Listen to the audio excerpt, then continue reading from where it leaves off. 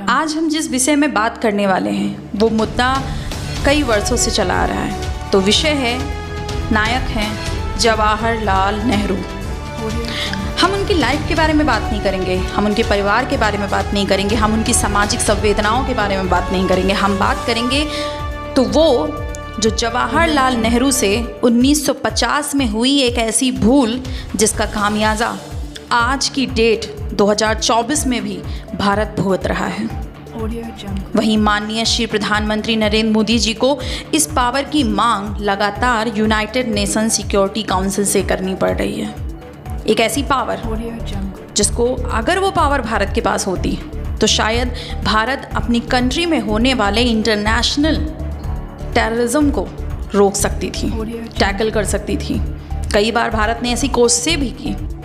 उस पावर का नाम है यूनाइटेड नेशन सिक्योरिटी काउंसिल की वीटो पावर। ये वो पावर है जब लश्कर तैयबा के जो लीडर है, कमांडर है मसूद अजहर, जिसके खिलाफ यूनाइटेड नेशन सिक्योरिटी काउंसिल में मोदी ने अपनी स्पीच दी थी और मांग की थी कि उस टेररिस्ट को नेशनल टेररिस्ट घोषित कर दिया जाए। तभी नेहरू के कहे जाने वाले हिंदी चीनी भाई भाई का चीन वीटो पावर इस्तेमाल करके उस मुद्दे को वहीं क्लोज कर दिया।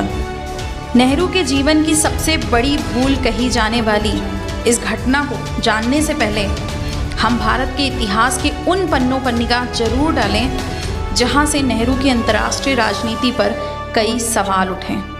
भारत के इतिहास का काला सच, जहां घनिष्ठ मित्र चीन द्वारा भारत की सरजमी पर हमला किया गया। ये हमला सिर्फ भारत पर नहीं था बल्कि नेहरू के उन विचारों पर वार था जब नेहरू बड़े फख्र से कहते थे कि हिंदी चीनी भाई भाई।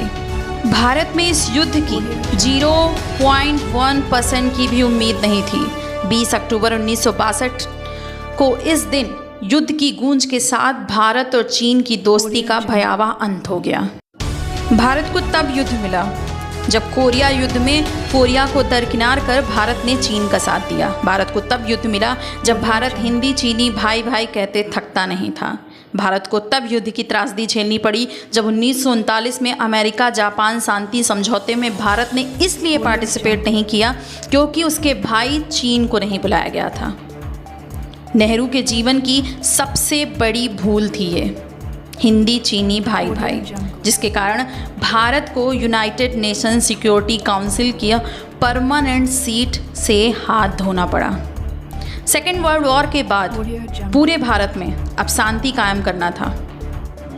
जो विश्व के जो मुद्दे होते हैं हर कंट्री के, जहाँ पे वॉर और आंतरिक जो घटनाएं हो रही थी, उनको टैकल करने के लिए 5 देशों ने मिलकर यूनाइटेड नेशन सिक्योरिटी काउंसिल की स्थापना करी। यूनाइटेड नेशन सिक्योरिटी काउंसिल एक ऐसी काउंसिल थी जिसकी जो पावर थी वो किसी भी देश के ऊपर थी।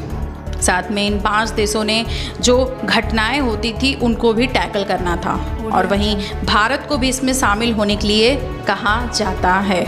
वहीं सेकेंड वर्ल्ड वॉर के जो विनर थे उनको इनमें शामिल किया गया, अमेरिका, जापान, यूएसएसआर, यूएसए और रिपब्लिक ऑफ चाइना को भी। इन 5 देशों के पास एक खास तरह की पावर थी जिसका नाम था राइट टू वीटो पावर।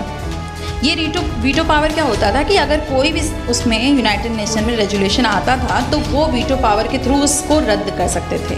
अगर 4 एक साइड में और अकेला वीटो पावर यूज़ करा तो भी उसे रद्द किया जाता था। ऐसी शक्ति के होना एक बहुत बड़ी बात थी इन देशों के लिए और इन देशों ने इसका भरपूर फ़ायदा उठाया। अपने खिलाफ होने वाले सभी मुद्दों को वीटो पावर यूज़ करके ख़त्म कर देते थे। वहीं अगर एक बार किसी मुद्दे पर वीटो पावर यूज़ होता था तो वो हमेशा के लिए क्लोज हो जाता था। अब अमेरिका बुरी तरह से चीन से परेशान हो चुका था और वो कुछ भी करके चीन को बाहर फेंक करके भारत को यूनाइटेड नेशन सिक्योरिटी काउंसिल में लाना चाहता था। और भारत से 1950 और 1955 में अमेरिका और यूएसएसआर ने कहा भी था कि वो स्थायी सीट ले लें, चीन को हटा दें। लेकिन नेहरू ने कई बार जो है अमेरिका और यूएसएसआर से कहकर मना कर दिया। उनका स्टेटमेंट यह था कि वो भारत और चीन का जो दोस्तियाना है, जो रिश्ता है, वो ख़राब नहीं करना चाहते। वहीं भारत यूनाइटेड नेशन सिक्योरिटी के अंतर्राष्ट्रीय दृष्टि से महज चीन के कारण वीटो पावर पाते पाते रह गया। यह निर्णय भारत के फ्यूचर पर आज तक निगेटिव इम्पैक्ट डाल रहा है। लेकिन आज हम जानेंगे कि क्या सच में नेहरू के कारण हम इस अपॉर्चुनिटी को पाते पाते रह गए या सिर्फ ये नेहरू को बदनाम करने की साजिश है। भारत ने खुद यूनाइटेड नेशन को अन्य देशों के साथ मिलकर स्थापना की थी। वहीं यूनाइटेड नेशन चार्टर में भारत के सिग्नेचर भी हैं। यूनाइटेड नेशन की स्थापना के समय चाइना में चियांग काई की कुमिंतांग पार्टी और माओ की कम्युनिस्ट पार्टी का घमासान मचा हुआ था। दोनों सत्ता में आने के लिए आपस में भिड़े हुए थे। वहीं अमेरिका, ब्रिटेन, फ्रांस और यूएसएसआर के बाद अब किसी दूसरी कम्युनिस्ट पार्टी को तो लाना ही नहीं चाहती थी और यूएन का सदस्य नहीं बनाना चाहती थी। इसलिए यह सीट चियांग काई की पार्टी को दे दी गई। 1949 आते आते चीन में कम्युनिस्ट का कब्जा हो गया और चियांग काई को ताइवान भागना पड़ा। फिर चीन में माओ सरकार आई। दोनों उसकी पार्टी थी, उन दोनों पार्टी ने चीन पर अपना अधिकार जमाने के लिए वन नेशन फॉलो करना स्टार्ट कर दिया। अब यूनाइटेड नेशन सिक्योरिटी काउंसिल भी चीन की इन हरकतों से परेशान हो चुका था और वो कौन आखिरकार ये डिसाइड ही नहीं हो पा रहा था चीन है तो है किसका रियल में। भारत को आज़ाद हुए वही मात्र 2 साल ही हुए थे, जिसके कारण पड़ोसी से अच्छे रिश्ते रखना एक भारत के लिए एक विषय भी था और ज़रूरी भी था। वहीं भारत माओ को पार्टी जो थी माओ की उसको सपोर्ट करता था और अमेरिका उधर कोल्ड वॉर में लगा हुआ था। अब अमेरिका को एशिया में ऐसे साथी की ज़रूरत थी जो किसी हालात में उभरते हुए चीन को कंट्रोल कर सके, खास करके माओ पार्टी को। यूएसएसआर और अमेरिका के बीच जो प्रॉब्लम थी, अब अमेरिका किसी भी कीमत पर ऐसे किसी देश को नहीं चाहता था जो उससे ज़्यादा मजबूत हो। और ये जो थॉट है अमेरिका का, जो थॉट प्रोसेस है, वो आज भी चलता आ रहा है। वहीं पर अमेरिका एक डेमोक्रेटिक कंट्री थी और भारत भी डेमोक्रेसी की तरफ, प्रजातंत्र की तरफ बढ़ चुकी थी। वहीं ये सब देखते हुए अमेरिकी गवर्नमेंट कोई ऑफिशियल प्रपोजल जो है नेहरू को नहीं देना चाहती थी, बल्कि अमेरिका ने बड़े शातिर तरीके से अनऑफिशियली प्रपोजल नेहरू तक पहुंचाया। 24 अगस्त 1950 को नेहरू को उनकी बहन विजय लक्ष्मी पंडित का एक पत्र मिलता है। विजय लक्ष्मी पंडित उन दिनों अमेरिका में रहती थी। भारत की वो राजदूत थी और अपने भाई को उन्होंने पत्र लिखा। पत्र में लिखा कि अमेरिका चीन को हटा करके यूनाइटेड नेशन सिक्योरिटी की स्थायी सीट भारत को देना चाहता है। दरअसल यह प्रपोजल विजय लक्ष्मी पंडित के सामने अमेरिकी शांति वार्ता प्रभारी जॉन फॉस्टर ड्यूलिस ने रखा था। इसके जवाब में विजय लक्ष्मी पंडित उन्हें स्लो प्रोसेस में रहने के लिए कहती हैं, क्योंकि वो नेहरू के स्वभाव और उनके विचारों से पूर्ण रूप से अवगत थी। उन्हें पता था कि शायद ये प्रस्ताव ठुकरा दिया जाए। उन्होंने अमेरिका से कहा भी था कि भारत इस प्रस्ताव को कभी नहीं अपनाएगा। उधर अमेरिका किसी भी कीमत पर चीन को हटाकर भारत को लाना चाहता था, जिसके कारण ये सारी बातें जॉन फॉस्टर ड्यूलिस ने बिना अपनी हाईकमान को बताए मीडिया के सामने रख दिया और पब्लिक कर दी। वहीं विजय लक्ष्मी की बात सच हो गई और नेहरू ने पत्र का जवाब दिया कि चीन को उस पद से हटाकर भारत को यूनाइटेड नेशन सिक्योरिटी काउंसिल की सीट नहीं देंगे। वहीं ऐसा हुआ तो एक महान देश चीन का अपमान होगा। वो ऐसा नहीं चाहते, क्योंकि ये भी लिखा कि इस डिसीजन से अमेरिका जरूर नाराज होगा। वे अपने पड़ोसी मित्र देश चीन से किसी भी कीमत पर दोस्तियाना को दुश्मनी में नहीं बदलना चाहते। जहां नेहरू चीन की कॉस्ट के कारण भारत के सिक्योरिटी काउंसिल में शामिल नहीं होने दिया, वहीं यूएसएसआर लगातार 8 महीने से यूनाइटेड नेशन सिक्योरिटी काउंसिल में अमेरिकी पावर को कम करने में लगी हुई थी। वहीं नेहरू का आशंका थी कि ऐसा होता है तो यूएसएसआर और यूएन को छोड़ सकती है। वहीं अगर इस सीट को जो यूएसएसआर छोड़ेगा भारत ने ले ली तो चीन उसे अपना दुश्मन मानने लगेगा। नेहरू ने अपने निर्णय पर वो अडिग रहे। नेहरू के कारण भारत के हाथ से यूनाइटेड नेशन सिक्योरिटी काउंसिल की सीट का मौका हमेशा के लिए निकल गया। उसी टाइम एक घटना घटती है, क्योंकि ये सारी समस्याएं सरदार वल्लभ भाई पटेल देख रहे थे और वो ऑब्जर्व कर रहे थे कि यहाँ जो समस्याएं घट रही हैं कोई बड़ा रूप ले सकती हैं। और 7 नवंबर 1950 को सरदार पटेल ने नेहरू से एक मीटिंग करी। उन्हें समझाया कि चीन से सावधान रहें वरना बाहरी त्रासदी आ सकती है। वहीं 7 नवंबर 1950 को अपनी मृत्यु के 1 महीने पहले सरदार पटेल ने नेहरू को चिट्ठी भी लिखी, जिसमें उन्होंने लिखा था कि चीन भले ही उनका मित्र देश है, पर वहाँ कम्युनिस्ट पार्टी है जो विस्तारवादी नीति का पालन करती है और उस पार्टी की कुछ अपनी आकांक्षाएं हैं। पटेल ने ये लिखा कि तिब्बत वर्ल्ड मैप से गायब हो चुका है और चीन अब हमारे दरवाजे आ चुका है। नेहरू की अंतर्राष्ट्रीय दोस्ती और उनके आदर्श और कूटनीति की वजह से सरदार पटेल जी की कोई भी बात उन्होंने मानी नहीं।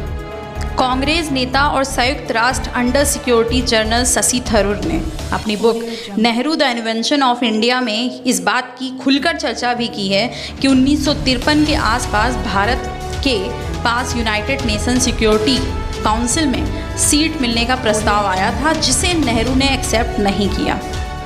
वहीं राज्य नायकों के फाइल में भी ये देखा गया है, जिसमें नेहरू के इनकार करने का जिक्र है। शशि थरूर ने ये भी लिखा है कि नेहरू ने ताइवान के बाद यूनाइटेड नेशन सिक्योरिटी काउंसिल की सीट चीन को देने की वकालत करी थी।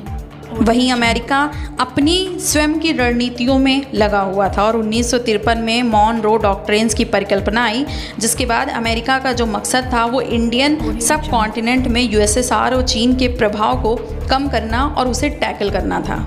लेकिन जवाहरलाल नेहरू इस बात से सहमत नहीं थे और इसे भी खारिज कर दिया। वहीं कोरिया वॉर में चीन खुलकर नॉर्थ कोरिया को सपोर्ट कर रहा था। ये बात पूरे विश्व में फैल चुकी थी, जिससे अमेरिका और चीन के रिश्ते में काफ़ी दरार आ गई थी। अमेरिका अब किसी भी कीमत पर चीन के इन्फ्लुएंस को कम करना चाहती थी। वहीं अमेरिका लगातार इस बात पर जोर दे रहा था और वो चाहता था कि भारत उसके पक्ष में आ जाए, उसके प्रस्ताव को मान ले, जहां वे इंडिया में नफरत और तनाव और भय को नहीं बढ़ाना चाहते थे।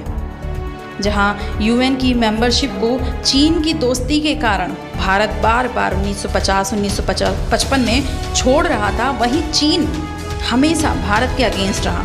2019 में जब पुलवामा अटैक के बाद जैश ए मोहम्मद के सरगना मसूद अजहर को यूनाइटेड नेशन में जब भारत के कहने पर फ्रांस ने भी नेशनल टेररिस्ट घोषित करने पर राजी हो गया, तो चीन ने चौथा वीटो पावर इस्तेमाल करके भारत की इस कोशिश को नाकाम कर दिया।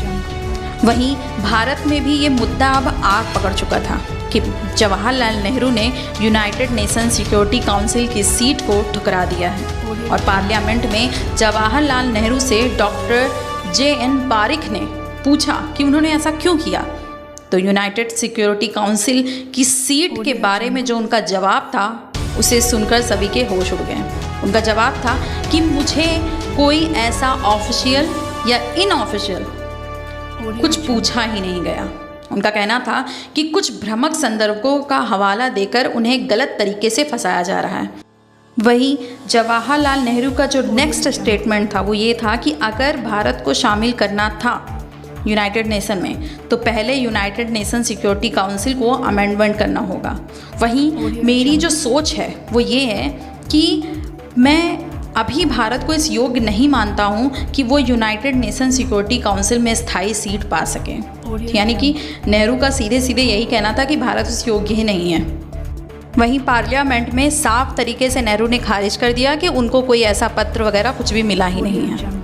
वहीं आज के समय में नेहरू मेमोरियल म्यूज़ियम लाइब्रेरी में एक पत्र रखा हुआ है जो लक्ष्मी पंडित का था, जिसमें जवाहरलाल नेहरू से साफ साफ अल्फाजों में पूछा गया था कि क्या आप यूनाइटेड नेशन सिक्योरिटी काउंसिल की स्थायी सीट पर आना चाहेंगे, जहां पर नेहरू ने रिप्लाई किया था कि वो चीन के अगेंस्ट नहीं जाना चाहते और वो पहले चीन की वकालत करना चाहते हैं चीन को सीट दिलाने में। जिसके बाद नेहरू का स्टेटमेंट था कि जो भारत था जिस टाइम उसे ये पत्र आया था उस टाइम में भारत के इकोनॉमिक कंडीशन, साथ ही पॉलिटिकल इश्यूज़ भी और साथ ही सोशल इश्यूज़ इतने ज़्यादा हावी थे जिनकी वजह से वो इस सीट को खुद को लायक नहीं समझते थे कि वो भारत को यूनाइटेड नेशन सिक्योरिटी काउंसिल की सीट को दे सके। जो भी सवाल रहा हो, लेकिन जो ये हालात आज हैं भारत के, और जो मसूद अज़हर के साथ जो हुआ, और भी बहुत सारे मुद्दे हैं। चीन कई बार भारत पर जो अटैक करता है, घुसपैठ करने की कोशिश करता है, वो भी जब मोदी गवर्नमेंट के द्वारा यूनाइटेड नेशन में चीज़ें रखी जाती हैं तो भी चाइना लगातार अपने वीटो पावर को दिखाने की कोशिश करता है, धमकाने की कोशिश करता है, और चाइना अपनी हिसाब से यूनाइटेड नेशन सिक्योरिटी काउंसिल में चल रहा है। ये कारण है कि आज भारत की जो स्थिति है, खास करके अंतर्राष्ट्रीय सुरक्षा को लेकर के, तो अगर आज वीटो पावर होती भारत के पास तो वो इंटरनेशनल सिक्योरिटी पर एक बहुत बड़ा डिसीज़न ले सकती थी, और एक अच्छा इम्पैक्ट भारत की जो इंटरनल सिक्योरिटी है उस पर भी पड़ता, साथ में जो भारत की बाउंड्री लाइन है उस पर भी पड़ता, और भारत के आंतरिक विवादों में जो भारत के आसपास के जो देश हैं लगातार कमेंट्स किया करते हैं, उनका भी मुंह बंद हो जाता। भले ही 1950 और 1955 में भारत की स्थिति ऐसी ना रही हो कि उसे यूएन में शामिल किया जाना, पर आज ये भारत नया भारत है, जहां 2024 में आज भारत की वर्ल्ड की सबसे बड़ी डेमोक्रेटिक कंट्री है, वहीं पे वर्ल्ड की 5th लार्जेस्ट इकोनॉमी भी है, जो कि यूनाइटेड नेशन सिक्योरिटी काउंसिल का मेंबर बनने के लिए पूरी तरह से तैयार है, साथ में हकदार भी है। वहीं यूएसए, जापान, भारत और ब्रिटेन लगातार भारत का खुलकर सपोर्ट कर रहे हैं कि यूनाइटेड नेशन सिक्योरिटी काउंसिल में भारत को स्थायी सीट दे देनी चाहिए, लेकिन जो विरोध कर रहा है भारत का वो है चाइना। तो मिलते हैं नेक्स्ट सीरीज़ में।